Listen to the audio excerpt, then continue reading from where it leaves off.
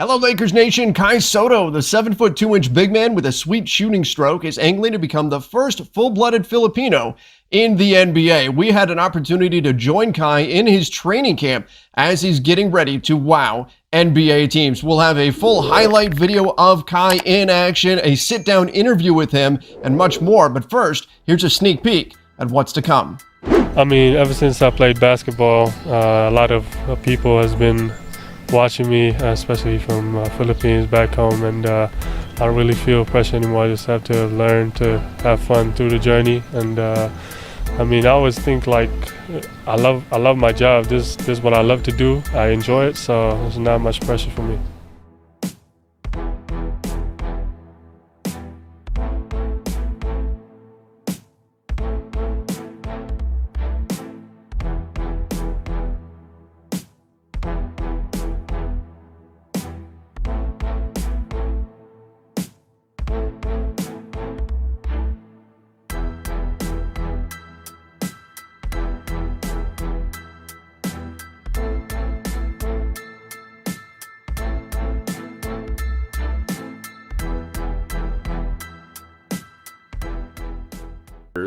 Your Lakers just worked out several NBA draft prospects who could be second-round flyers and undrafted free agency options. So I want to dive into why some of these options could be good fits for the Los Angeles Lakers. But a quick reminder, please do hit that subscribe button if you're new and hit that post notification bell, as well as could be arguably the biggest offseason in Lakers history as they try to get back into contention next season. It's going to be a lot of big-time moves are going to go down, so you want to make sure you are subscribed and hit that post notification bell to the Lakers Nation YouTube channel so you stay up to date with all the latest news and rumors that we'll cover for the Los Angeles Lakers. Now, the Lakers, they did announce that they worked out 6 players in their pre-draft workouts today. A few of them are some of my more interesting options that they worked out. Devontae Jones, guard from Michigan.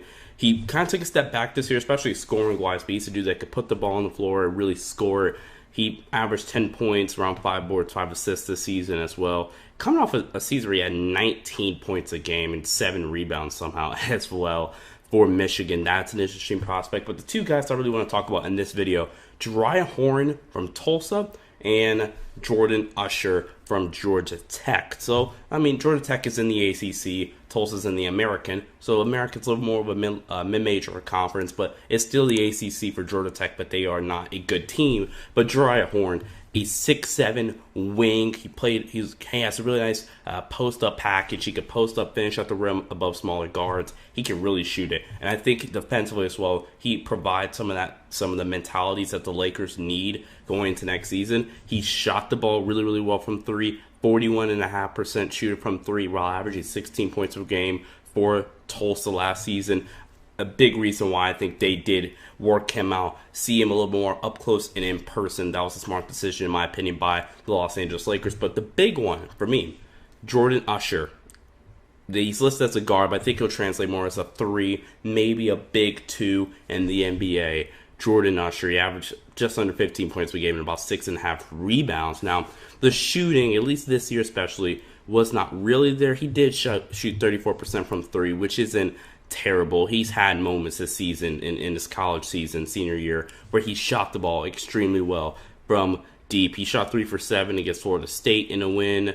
He's had multiple good shooting performances. He actually shot 5 for 6 from deep in one game as well. He had 30 points, 11 boards in that game. But he did an interview after his workout. And just, I get it, it's all talk, but the way he was describing his mentality and his mindset and how he knows how he can, be able to play and contribute to a team at the next level, that's the mindset that you want from a player. He was referencing in his interview how that if coach wants him to, be on the bench or wave a towel, I'm there. If coach wants me to be in there and, guard the best player or just jump on a loose ball, I'm there. And that's what really popped off on tape for Jordan Usher. His passing ability, his willingness to just dive on the floor for loose balls. And also, like, hey, if I need to score a bucket, I will score that bucket. That's the mindset that the Lakers need to have from a lot of their players. It's just, hey, I will do whatever the coach will ask me of, and I will fill that role what is needed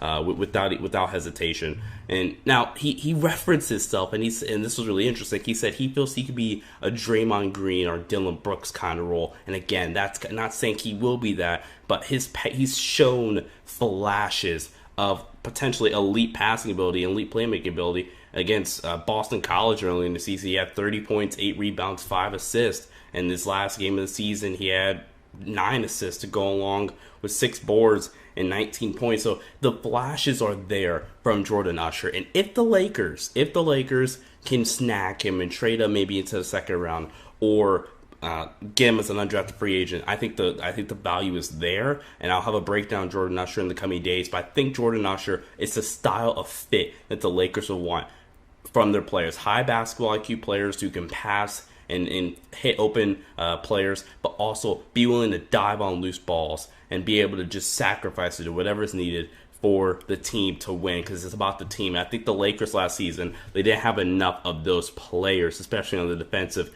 end of the floor. Jordan Usher, Dry Horn would be a fun fit too, but those two, especially specifically Jordan Usher, those would be great fits in my opinion for the Los Angeles Lakers. And again, if they could get one of those two guys in undrafted free agency, even if they don't play for you next season, you put them in for South Bay Lakers, that is still a win, because you can bring them up maybe as a two-way player. We see teams all the time like the Miami Heat just take these undrafted guys and develop them. And credit to the Lakers scouting department, they have been one of the better scouting teams in recent years. So I'm sure the Lakers picked these 6 guys because they saw something in them. But like the Heat, like some other teams around the NBA, just because they're undrafted doesn't mean you can't develop them and have them be great role players for you. And I think the Lakers, if they were to potentially invest in one of these players that they did work out today, it could work out, pun intended, for them in the near future. Lakers Nation, comment down below. What are your thoughts on these players I've mentioned? What do you think the Lakers should do related to the draft? Do you think they should trade up into the second round? Do you think they should just hold the chips and get somebody in undrafted free agency? Comment down below. And again, reminder, please hit subscribe and hit that post notification bell so you stay up to date for the busiest Lakers offseason in recent memory. It's going to be an important one for sure. Sean Davis here for Lakers Nation. Stay safe. I'll see you guys next time. Peace out.